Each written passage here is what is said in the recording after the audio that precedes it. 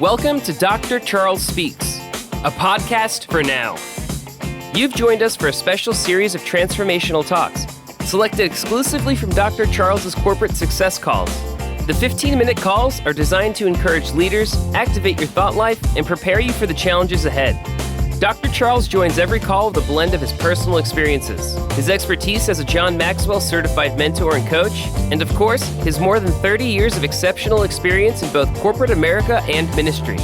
Get motivated with Dr. Charles Speaks, a transformational talk from the Red Line on today's podcast, inspiring excellence and generating results.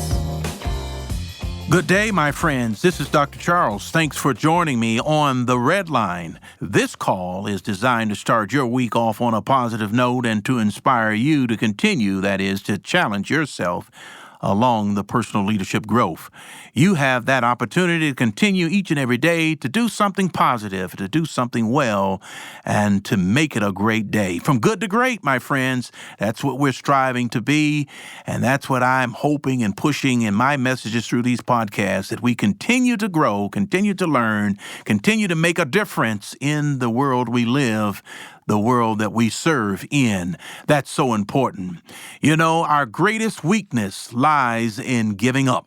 The most certain way to succeed is always to try to just do one more time. Thomas Edison, he said that, and that is what I'm all about, is encouraging and striving and making sure that you don't become complacent. You don't give up. You just don't settle for mediocrity, but that you make up your mind and that you purpose in your heart to move along life's journey in such a way that you are lighting up the world in every place that you go with bright sunshine, and you are able to share something of value. You're able to leave some positive impression. So when it's all said and done, your legacy will continue to live on and on and on through a positive way. So today, I just want to share with you with the time that we have on today's podcast, is to play to your strength. What do you mean, Dr. Charles, play to your strength? You know, we're all are able to do various things. We have various gifts, various talents. We have various things that we do just out of necessity. But there's also some things that come easy for us. Not everybody can do everything, but there is something, I bet you, that you have something individually that you do very well. And people have taken notice of it. They say, look, this guy or this gal can really do it well. And you just step back in amazement and you encourage them with positive feedback. And then you think about yourself, I could never do that. But there is something that you can do. And today, I'm challenging you to look within yourself, do a self-examination, identify what it is that you are strong at, things that come somewhat very simple and easy to you, that it may not be as easy for someone else, but you've got it. Because I believe everybody has a God-given gift or talent or something that they can contribute that has been specifically earmarked for you. And your task and your job is to share it with the rest of the world. So today, play to your strength. And I've got 3 questions for you. And this first one goes like this. Are you bored with your job? Someone said it like this. I encourage you to find something that you like to do so much that you would gladly do it for free. Then I suggest you learn it, and you learn it to do it so well that people would be happy to pay you for it. That is so important. We're talking about today playing to your strength. Number 2, are you a jack of all trades and a master of none? That's the second question. You know, you do a lot of good things, but you haven't mastered that one thing. And I'm asking you to consider that one thing. You think about the baseball pitcher who wants to make it to the major league, and the scouts are coming out to check him out. And they've got that one pitch that they use. Normally it's that fastball. They can throw that ball 95 miles an hour or higher. And the scouts bring out their radar gun to test it out, to measure the speed of the throw of that fastball.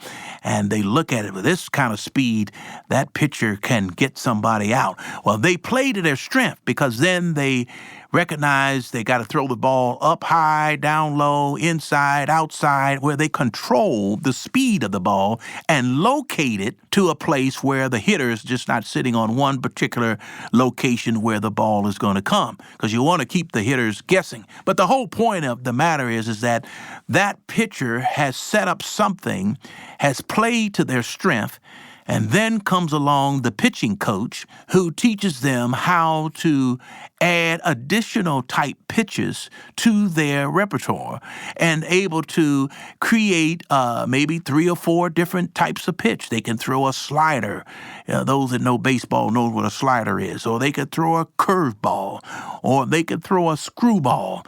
Or they can throw a changeup. Well, all of these are different types of pitches. But the point is that the pitcher in the beginning played to their strength, developed it, was able to become very masterful of doing it, and then adding the other pieces along the way. And that's what I'm saying to you. You may know a lot of things, but then when you're able to play to your strength and master that 1 or 2 things that you know that you're good at, then it's going to make all the difference. If you're in the wrong kind of work, you're not playing to your strength, my friend.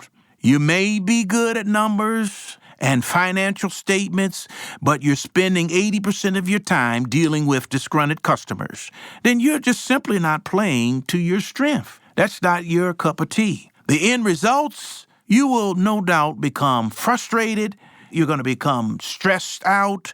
You're going to become burned out. You're going to become disappointed. And so these questions, number 1, I said, are you bored? And if you're bored, then I encourage you to find something that you like so well that you'll gladly do it for free. And then number 2, you're good at a lot of things, but you haven't put your arms around the 1 or 2 things that you could be very good at. And if you're sitting at the wrong place, at the wrong position, then I encourage you to really start preparing yourself to move on to something that's going to make you happy, that's going to make you available to really share that which has been given to you. Because nobody should live this life. Life is too short. Nobody should live it in a frustrated way, in a stressed out way, in a burned out way, and disappointed. And that's the whole thing about life. Let's live it to the fullest. But while we're living at the fullest, let's leave and work in the area of things that we do well. Number 3 question, do you have a job or do you have a career? And so the reality, my friends, is this: a job will get you by, but a career will set you up for life. But the point I'm trying to make here is that you need to be in a career looking at the big picture and the long-term positive effect that it will have. Because going from job to job, that is one thing. We call that job hopping. And it has its reasons why you do that. But when you're in it for the long haul and you're building a career, then you tend to have a plan. You tend to have a strategic plan. Now, I do recognize that the day of our grandparents and folks before us, they stayed on jobs and careers 30, 40 years. And now today, people are making job changes and they're moving from one company to another. I get that, and that's important. But it's important that you're growing forward versus moving sideways. I tell some of the people on my team, I said, look, if you're ever going to leave, don't move sideways, move upward, because you're going to go to a new organization. And if you're just moving laterally, then you're going to have to prove yourself to them again. And then that's more time. That may take you 18 to 24 months to prove yourself. But when you leave from the experience that you currently have and you move up, then you still have to prove yourself. But at least you moved up to a place where you make more money. You have more opportunity for upward mobility, perhaps in that new environment. But at the end of the day, job versus career, we've got to settle in to a career and settle in to the place where we're building blocks to not only better ourselves, but to build our brands to such that we're able to share it with others, and others are partaking in the development with us. Today, I would like to share with you two kinds of job fits that will assist you in playing to your strengths. We're talking about play to your strength. There are two kinds of fit to consider. First is the person's gifts, and we talked a little bit about that. The gifts and the abilities, they must fit the job for you are able to perform. And so on one half of that, when you think about a person's gifts and a person's abilities, I'm talking about their temperament for the job, their background, their job experiences, their skill sets, their personality, and their passion. That's what I'm talking about when you're talking about the two kinds of fit. And when you relate this first one, I'm relating it to the person's gifts and ability. And that is so important when you're talking about a job fit in order to perform it and to do it well. That second kind of fit has to do with how well he or she will fit on the team, because, that's important too. For a team to come together, they must gel together. So we're talking about job fit. No matter how great a particular professional athlete is, if they can't play with the team, it doesn't matter. They won't be able to help the team or help the organization to achieve the ultimate goal of winning the championship. It's obvious in sports. We hear this all the time, is that a good team is made up of people with different talents, playing different positions to accomplish one goal.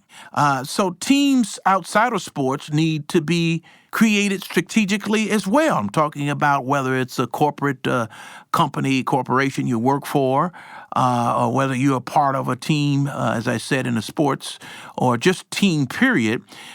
You must have the right chemistry. And so the two fits, one, as I said, is a person's gifts and abilities, but two, their ability to work with inside team. You hear this about some athletes sometimes. They're very good on what they do, but then they're not so good when it comes to team participation or teamwork or the climate in the locker room or the clubhouse, so to speak.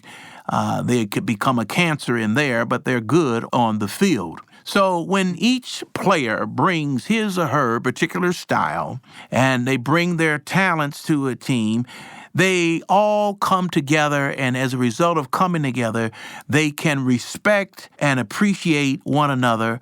And what it does, it creates a wonderful and powerful team. The point is that I would like to leave with you today is simply play to your strength, because by us continuously training and continuously developing ourselves, then we're going to be able to be in a happy place, in a place that we're going to feel good about what we do day in and day out, and the passion will be that much more evident. I like to close with this. All good leaders have a dream, and you have a dream, I have a dream, and I would like to leave you with this.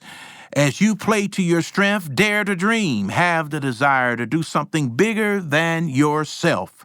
Number 2, prepare the dream. Do your homework, my friends. Be ready when the opportunity comes. Number 3, wear the dream. Wear it. As Nike says, just do it. And then last, number 4, share the dream. Make others part of the dream, and it will become even greater than you would have ever hoped for. So I leave you 3 questions. Are you bored with your job? Then I encourage you to find something that you like. Are you a jack of all trades and a master of none? I encourage you to play to your strength. Do you have a job or do you have a career? I encourage you to develop a career and be strategic about it. I want to thank you today for joining me on the Red Line. This is Dr. Charles. And now let's make it a great day and a great week. Thank you again. Until next time, God bless. Thank you for listening to Dr. Charles Speaks. Visit drcharlesred.com for booking info for your ministry, business, or leadership team. Get info about the Red Line, a 15-minute corporate success call each Monday morning with Dr. Charles. Follow Dr. Charles on all social media at Dr. Charles Red. Subscribe to the podcast here for every episode of Dr. Charles Speaks. Thanks for joining us. Like Dr. Charles always says, no matter what, never, never, never give up. Until next time.